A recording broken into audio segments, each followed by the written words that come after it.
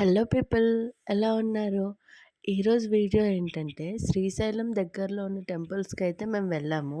Actually మేము ఇష్టకామేశ్వరి అమ్మవారి టెంపుల్‌కి వెళ్దాం అనుకున్నాము. సో, దానికంటే ముందు సాక్షి గణపతి దగ్గరికెళ్ళి దర్శనం చేసుకొని వెళ్దాం. ఎందుకంటే రిటర్న్ వచ్చేసరికి అక్కడ రష్ ఎక్కువుంటది.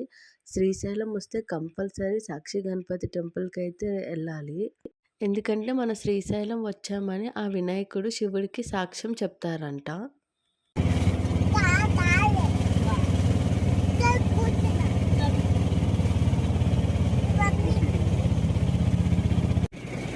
టెంపుల్‌కైతే రీచ్ అయిపోయాము.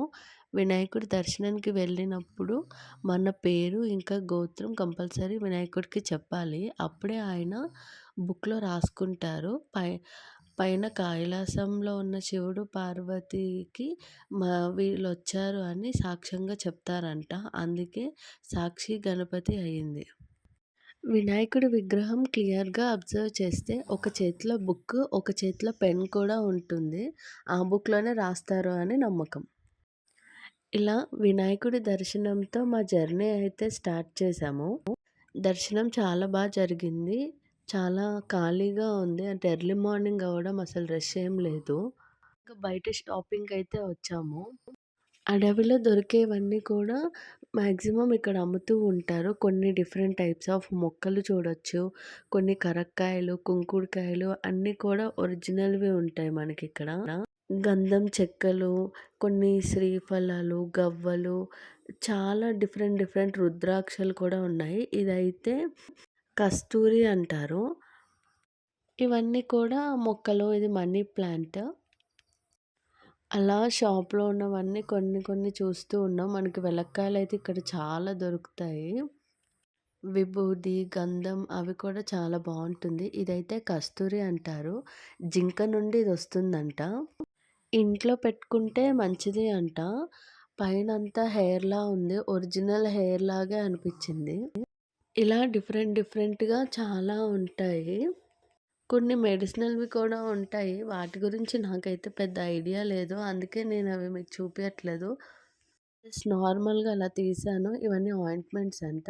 ఇవైతే కుంకుడుకాయలు చూడండి ఎంత బావున్నాయో. చాలా ఫ్రెష్‌గా అనిపిచ్చాయి. ఇక్కడ కూడా ఇంకా డిఫరెంట్‌గా ఉన్నాయి. ఇవేంటో తెలీదు. మీలో ఎవరికైనా తెలిస్తే కామెంట్ చేయండి. ఇక్కడ మనకి సాంబ్రాణి కూడా దొరుకుతుంది. ఆ కలర్ కలర్ కనిపిచ్చే స్టోన్సే సాంబ్రాణి.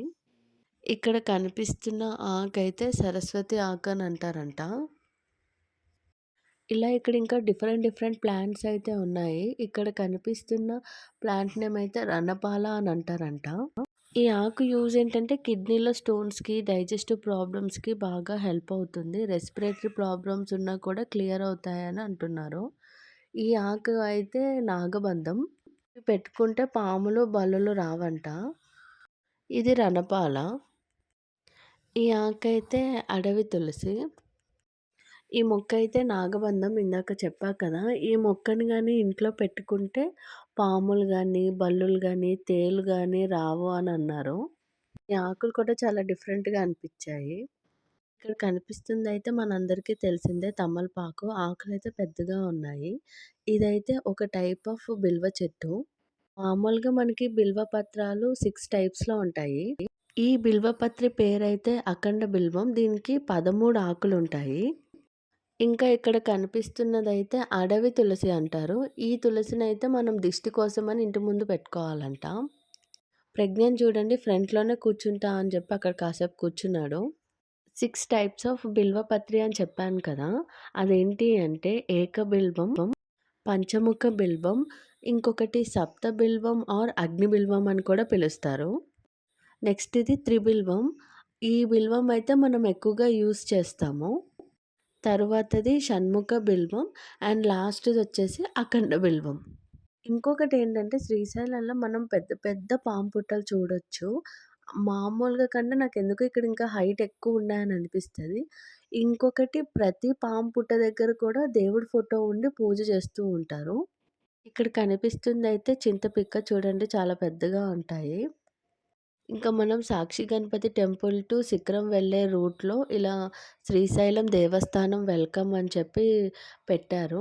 పెద్ద నంది విగ్రహం ఉంది. చాలా అనిపిచ్చింది. ఇంక వెళ్ళి అలా దండం పెట్టేసుకొని వెంటనే ఎళ్ళిపోయాము. ఎందుకంటే మనము ఇష్టకామేశ్వరి అమ్మవారి టెంపుల్‌కెళ్ళేది ఆన్ టైమ్‌కి వెళ్ళాలి. లేకపోతే జీప్స్ వెళ్ళిపోతాయి. అందుకనే హడావుడిగా ఇక్కడ చూసుకొని రీచ్ అవ్వాలి అని ఎళ్ళాము. ఇష్టకామేశ్వరి టెంపుల్ వ్లాగ్ అయితే ఆల్రెడీ పోస్ట్ చేశాను. ఇంకా ఎవరైనా చూడని వాళ్ళుంటే please go and watch it. Next ఇంకా ఇష్టకామేశ్వరి అమ్మవారి దర్శనం అవయిపోయి రిటర్న్ అయిన తర్వాత, రిటర్న్‌లో వచ్చేటప్పుడు పాలధార, పంచదార అని ఉంటుంది కదా! ఇంకా అక్కడికైతే మేము వెళ్ళిపోయాము.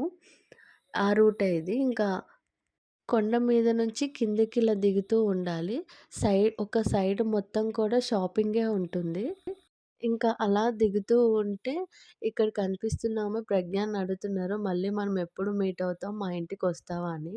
వాళ్ళు మనకి ఇష్టకామేశ్వరి అమ్మవారి టెంపుల్ టికెట్స్ కోసం లైన్‌లో నిల్చున్నాం గదా! అప్పుడు వీళ్ళందరూ పరిచయం అయ్యారు. అందరూ బాగా క్లోజ్ కూడా అయ్యారు.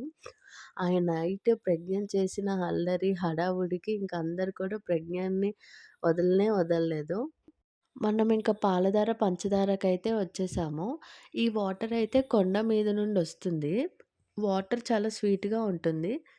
అసలు పాలధార, పంచదార అనే పేరు ఎలా వచ్చిందంటే, పరమేశ్వరుని ఫలాభాగము నుండి వెలువడిన ఫలాధార మరియు పంచముఖాల నుండి వెలువడిన పంచదారలు కలిసి ప్రవహిస్తున్న ఈ ధార పేరే పాలధార, పంచదార.